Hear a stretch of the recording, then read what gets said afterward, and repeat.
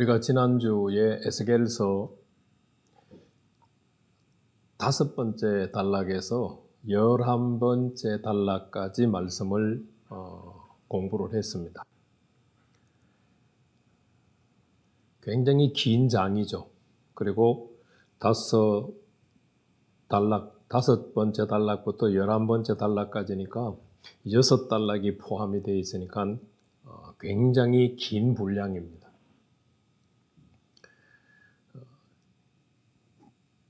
25장부터 32장까지 이방 나라들의 심판 이유, 심판의 방법이라고 하는 관점에서 살펴봤습니다. 이방 나라는 심판으로 끝이에요. 그러나 유다는 심판으로 끝이 아니에요.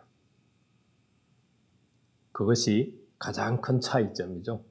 유다는 심판을 받지만 돌이켜서 회복할 수 있는 기회가 있어요. 그러나 이방 나라들은 그 기회가 없어요. 그리고 33장 1절부터 20절 말씀까지는 두 종류의 파수꾼 사명을 다루고 있어요. 그리고 하나님께서 악인을 어떻게 생각하시는가? 여호와 하나님이 의인에게 내가 살 것이다 라고 했다고 그것이 영원한가? 여호와 하나님께서 악인에게 내가 죽으리라고 했다고 그것이 영원한가? 그렇지 않다는 것을 우리가 살펴보았습니다. 자, 오늘은 33장 21절부터 마지막 33절 말씀까지를 공부하려고 합니다.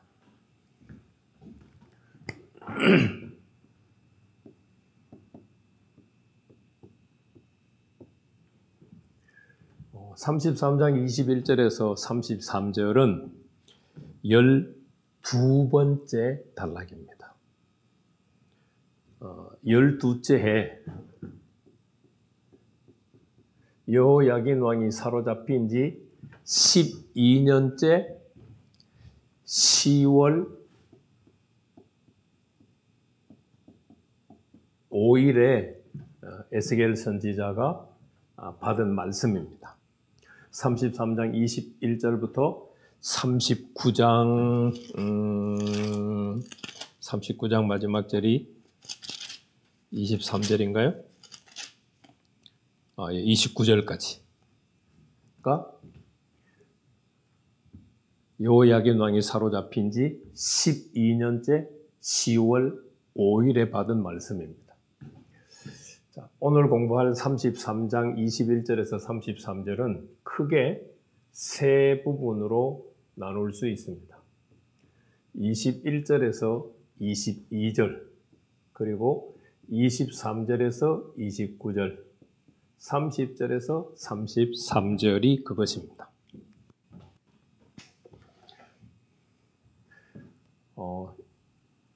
21절, 22절 말씀은 예루살렘이 멸망했다는 소식이 바벨론 포로로 잡혀와 있는 에스겔 선지자에게 전해지는 장면입니다. 왜 12번째 단락이 에스겔 선지자에게 예루살렘 멸망이 전달되는 내용으로 이야기를 시작할까? 거기에 우리의 관심을 둬야 될 필요가 있겠죠. 자, 21절 말씀을 먼저 읽어보면 우리가 사로잡힌 지 12째 해 10째 달 5째 날에 12년째 10월 5일에 예루살렘에서부터 도망하여 온 자가 내게 나와 말하기를 그 성이 함락되었다 하였는데, 자, 그러면 예루살렘이 멸망하고 난 다음에 얼마의 기간이 지나서 에스겔 선지자에게 예루살렘 멸망이 전달됐을까요?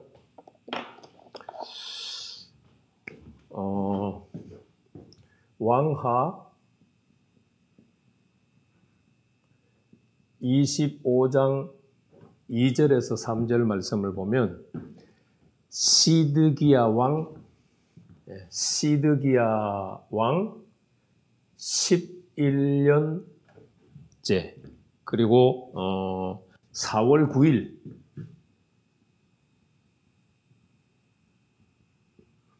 시드기야 왕 11년째 4월 9일에 예루살렘에 양식이 떨어졌다라고 기록되어 있습니다.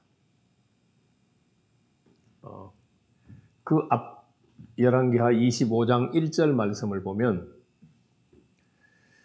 바벨론 왕 느부갓네살이 군대를 이끌고 예루살렘을 포위했습니다.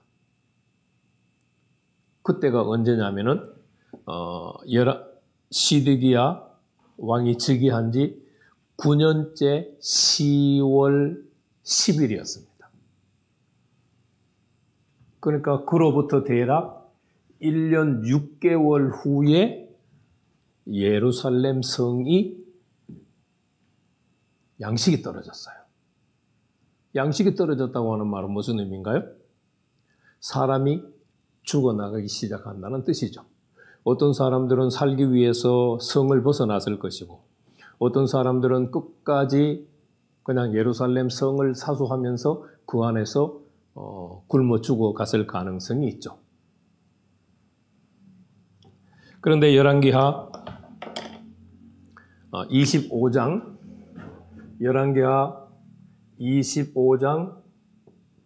8절에서 9절 말씀을 보면 느부갓네살 왕 즉위한 지 12년째 5월 7일에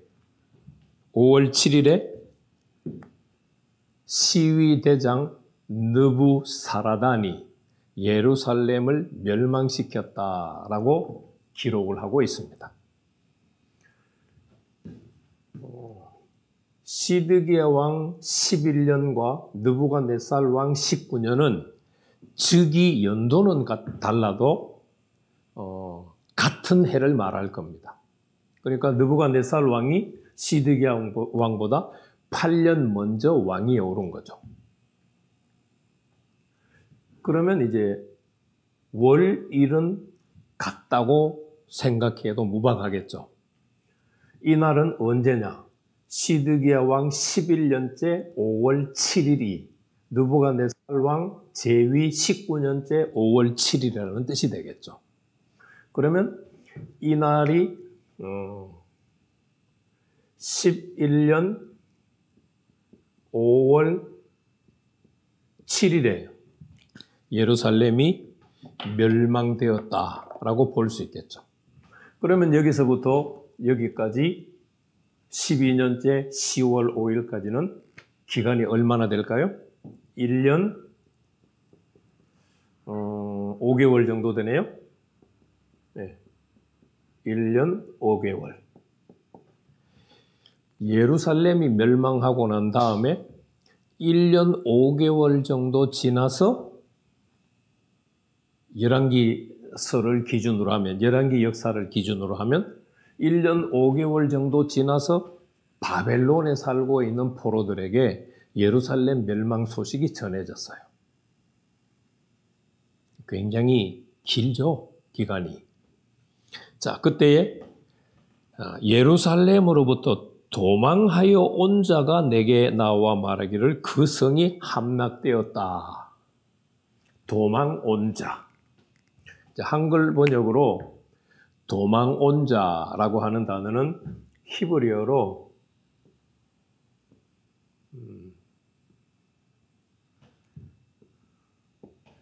팔리트라고 하는 단어입니다. 이렇게 써서 이제 잘 못 알아보실 수도 있겠는데, 팔리트. 이 단어는 에스겔서 6장 9절 말씀을 보면 이렇게 기록이 되어 있습니다. 너희 중에서 살아남은 자가 사로잡혀 이방인들 중에 있다. 살아남은 자라고 할 때 팔리트라고 하는 단어를 썼습니다. 그 살아남은 자가 사로잡혀서 이방인들 중에 있으니까 결과적으로는 뭐가 된 거예요? 포로가 된 거죠. 그러니까 지금 에스겔서 33장 21절에서 도망하여 온 자는 포로로 잡혀온 자로 번역하는 것이 어떨까? 맥락상 맞지 않을까? 그렇게 생각을 해봅니다. 자, 그러면은 상식적으로 한번 생각해 볼까요? 예루살렘이 어느 나라에 의해서 멸망을 당했어요? 바벨론에 의해서 멸망을 당했죠. 그러면 예루살렘에서 칼을 피해서 안 죽었어요. 포로로도 안 잡혀왔어요. 예루살렘에서 도망치는 자가 됐어요. 그럼 이 도망치는 자는 어느 나라로 도망을 쳐야 상식적일까요? 지금 예루살렘을 공격하고 있는 바벨론으로 도망을 치는 것이 상식적일까요? 아니면 애굽이나 두로나 시돈이나 암몬이나 모압이나 다른 나라로 도망치는 것이 상식적일까요? 상식적으로 생각을 한다면 다른 나라로 도망을 쳐야지 바벨론으로 도망친다는 것은 그거는 수긍하기가 힘들죠. 그래서 도망한 자라는 번역보다는 포로로 잡혀온 자라고 하는 번역이 아마 타당하지 않을까 그렇게 생각을 해봅니다. 어쨌든 그렇게 중요한 문제는 아닙니다. 어쨌든 예루살렘이 멸망하고 난 1년 5개월쯤에 바벨론에 예루살렘이 멸망했다는 소식이 이제 전해져요. 그런데 바벨론에 많은 포로들이 있는데 거기에는 여호야긴 왕도 이미 사로잡혀 와 있어요. 그런데 여호야긴 왕에게 전해지는 것이 아니라 에스겔이라고 하는 인물에게 전해진다는데 굉장히 중요한 초점이 있습니다. 자, 22절 말씀 보시죠. 그 도망한 자가 내게 나오기 전날 저녁에 여호와의 손이 내게 임하여 내 입을 여시더니 다음 아침 그 사람이 내게 나올 그때에 내 입이 열리기로 내가 다시는 잠잠하지 아니하였노라.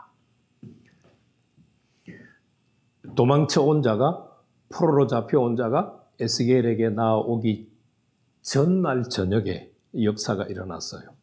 여호와의 손이 에스겔에게 임하여서 에스겔의 입을 열었어요. 자,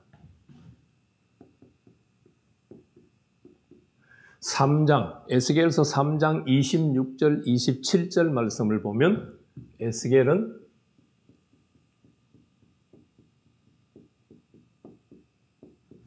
쉽게 말하면 벙어리가 돼요. 여호와께서 에스겔의 혀를 입천장에 붙였어요.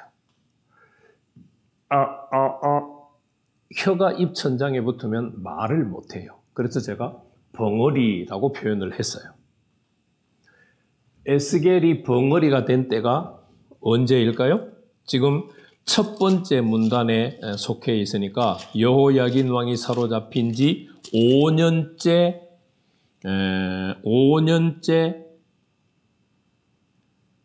넷째 달, 그 달이 아마 30째 해 넷째 달 했으니까 넷째 달에 속하겠죠? 5년째, 여호야긴 왕이 사로잡힌 지 5년째 4월 15일. 맞나요? 15일인가? 초닷새니까 15일이 하루 이틀, 닷새면 5일인가요? 네. 5년째 4월 5일에 여기다가 이제 플러스 일주일을 해야 돼요. 그러면은 이제 12일이 되는데 뭐 이거는 그렇게 중요한 건 아니고요. 왜 7일을 했느냐 하면은 에스겔이 선지자로 부름을 받고 주 여호와가 이같이 말씀하셨느니라, 주께서 이와 같이 말씀하셨느니라라고 반역하는 족속, 패역하는 족속, 얼굴이 굳은 족속, 마음이 다친 족속들에게 선포를 해야 되는데 3장 15절 말씀을 보면 에스겔 선지자가 두려워서 선포를 못해요. 그 일주일의 기간을 합치면은 그 일주일의 기간이 7일이 지나고 난 다음에 12일, 4월 12일에 벙어리가 됐어요. 그러면 이날로부터 지금 12년째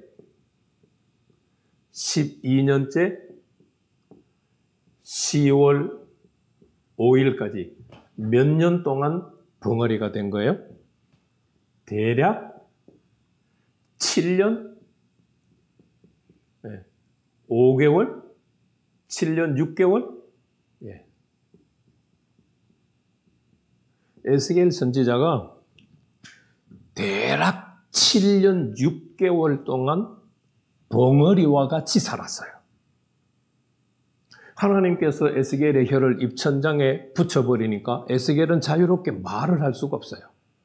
하나님께서 혀를 움직일 수 있도록 허락해 줄 때만 에스겔은 말할 수 있어요.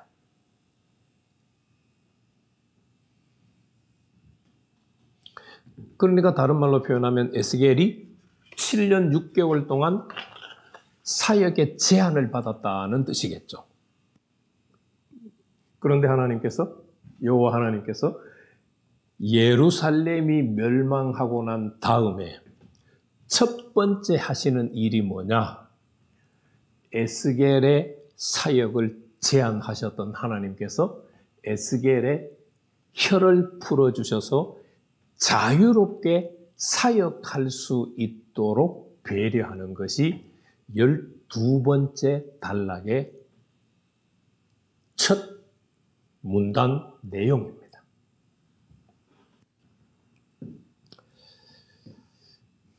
지금부터는 에스겔이 이제 자유롭게 말을 할 수 있는 거죠.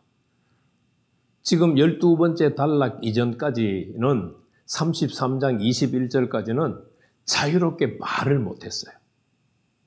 그건 물론 에스겔 자신이 사역을 감당하지 못했기 때문에 하나님께서 혀를 입천장에 붙인 것도 돼요. 그래서 33장 21절 이후에 예언하다라고 하는 표현이 집중돼서 나옵니다. 특히 36장, 37장, 38장에 10여 차례 거듭 예언하다라는 표현들이 나옵니다.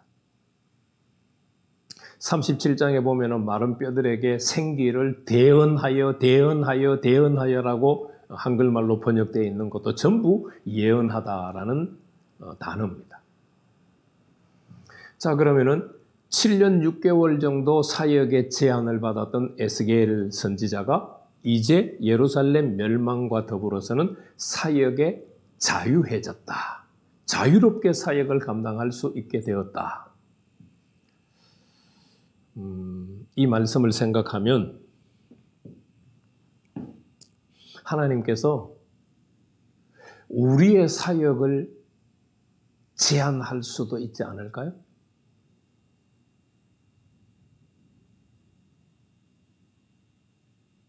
에스겔의 사역을 7년 6개월 동안 제한하셨던 하나님께서 오늘날 우리의 사역도 제한할 수 있지 않을까요? 그렇다면 왜 하나님이 사역을 제한하고 계시고 그 제한은 언제까지일까에 관심을 한번 가져보는 것도 어쩌면 실망하지 않고 좌절하지 않고 하나님의 계획, 하나님의 뜻을 찾아가는데 도움이 되지 않을까 생각해 봅니다.